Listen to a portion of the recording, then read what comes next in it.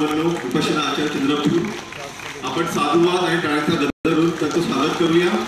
पूज्य वंदन सुमनपाल मिझोरम, पूज्य वंदन डॉक्टर चिचाल मेहतानंद, पूज्य वंदन चावन सुजिंग नामचुम अरुणाचल प्रदेश, पूज्य वंदन वंदना स्वामी कमठानाचार्य नागपूर, पूज्य वंदन डॉक्टर इंदवसा, पूज्य वंदन जिनानंद, पूज्य वंदन पंजाबता, भिक्खू कोंडी भिक्खू अकधम्मा प्रभू कहत सारीपुत्र महाविहार नागपूर आणि भिक्खू जयंत मॉम यांचं स्वागत करतील।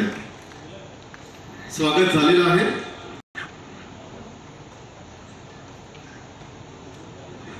आता आजचा हा जो आपला समारोह आहे महंत सारीपुत्र महाविहार या ठिकाणी जे बाबासाहेबांचं उद्घाटन झालेलं आहे त्या संदर्भातली आपली भूमिका ओम चंद्रिका फुके आणि शौर्य चंद्रिका फुके व्यक्त करतील अशी त्यांना विनंती करतो।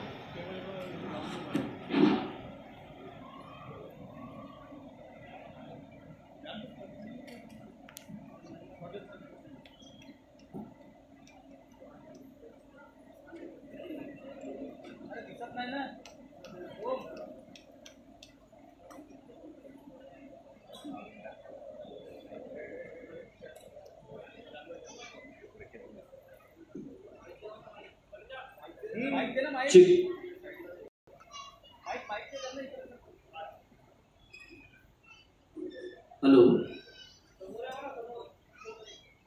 बुद्धं नमामि, धम्मं नमामि, संघं नमामि। परम पूज्य डॉक्टर बाबासाहेबांना कोटी कोटी प्रणाम। आता आपल्या समोर माझी आई शालिनी ताई चंद्रकापुरे हे आपल्याला थोड्या दोन शब्दांमध्ये ह्या विहाराची हे विहार कशी का निर्मिती आपण केली आहे याच्याबद्दल थोडं माहिती देतील। विहार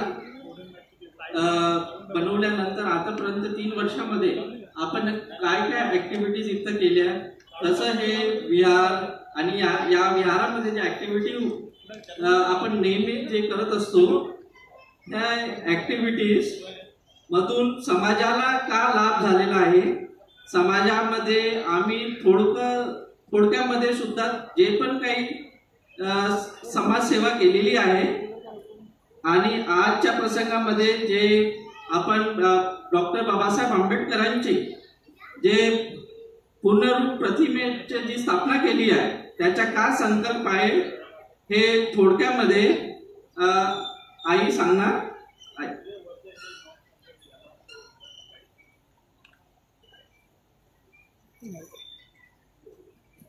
तथागत भगवान गौतम बुद्ध तसेच परम पूज्य बाबासाहेब आंबेडकर यांना माझा कोटी कोटी प्रणाम। तसेच माझे भिक्खूगण व जे पाहुणे मंडळी यांना माझा जय भीम। भिक्खूगणाला माझा त्रिशरण वंदन। आज इथे आपण बाबासाहेबांच्या पुतळ्याचं अनावरण करत आहोत।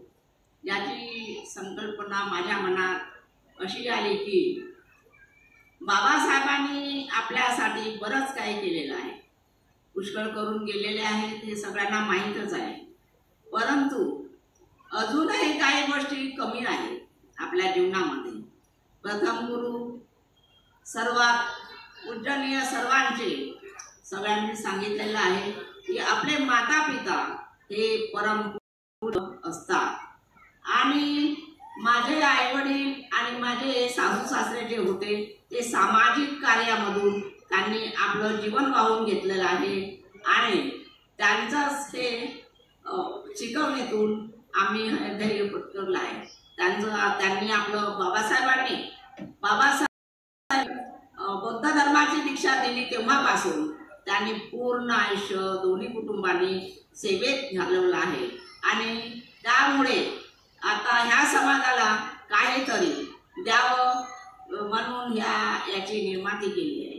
माझे माता सासू सासरे माता सावजी चंद्रकापुरे, माझे माता बारूबाई किसनजी गणवीर, माझे भाऊ दादाराव किसनजी गणवीर हे हयातीत नाही, पण त्यांची इच्छा होती की आपण काहीतरी केलं पाहिजे आपण विहार बांधलं पाहिजे व समाजाला त्यांची प्रेरणा मिळाली पाहिजे. या आताची भावी पिढी जी आहे त्यांना समाजाला प्रेरणा की बाबासाहेबांचा हा विचारता शिका, संघटित व्हा आणि संघर्ष करा. आणि एवढंच तुझा करून चालणार नाही तर एक एक बाबासाहेब प्रत्येक घरातून निर्माण करा, तेव्हाच तुमच्या जीवनाचा उद्धार होईल आणि तुम्हाला काहीतरी तुम्ही लोकांना समजून सांगाल. आणि प्रत्येक घरातून जरी हा उद्धार झाला तर निश्चित बाबासाहेबांनी सांगितलेले हा भारत बौद्धमय करील असं ते बाबासाहेबांचं स्वप्न होतं, पण ते अधुरं राहिलंय, ते निघून गेले. पण आता आपल्या सर्वांना ते बाबासाहेबांचं स्वप्न पूर्ण करायचं आहे. म्हणून घराघरामध्ये बाबासाहेबांनी शिक्षणाचा ध्येय उभारला.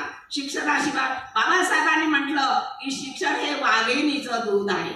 जसं वाघिणीचं दूध आपण विकत घेऊ शकत नाही त्या प्रकारे हे शिक्षण विकत घेऊ शकत. त्याच्यासाठी मेहनतच करावी लागते. आणि प्रत्येक घरातून जरी शिक्षणातून जरी प्रत्येक बाबासाहेब तयार झाले तर निश्चितच हा देश बुद्धमय झाल्याशिवाय राहणार नाही. आणि माझी या 30 संकल्पना पुढे करून समाजापुढे त्या बुद्धविहाराची आणि ह्या बाबासाहेबांच्या पुतळ्याची निर्मिती केली. आणि तसेच दररोज ह्या विहारामध्ये 50-60 पुरुष आणि स्त्रिया, लहान मुलं आणि कार्यक्रमाच्या वेळेस 1 ते 2000 मंडळी येतात. त्यामुळे त्यांना या परिसरातील लोकांना बुद्ध धर्माचं महत्व, तिथं बंदेलीगण राहतात आणि त्या बंदेलींच्या माध्यमातून बौद्ध धर्माची त्यांना शिकवण मिळते, जे माहीत नाही ते मिळते. आणि हे सर्वांनी मिळावं, सर्वांना त्याचा लाभ व्हावा आणि म्हणून या विहाराची मी निर्मिती केलेली आहे. सर्वांना माझा जय भीम, जय भीम.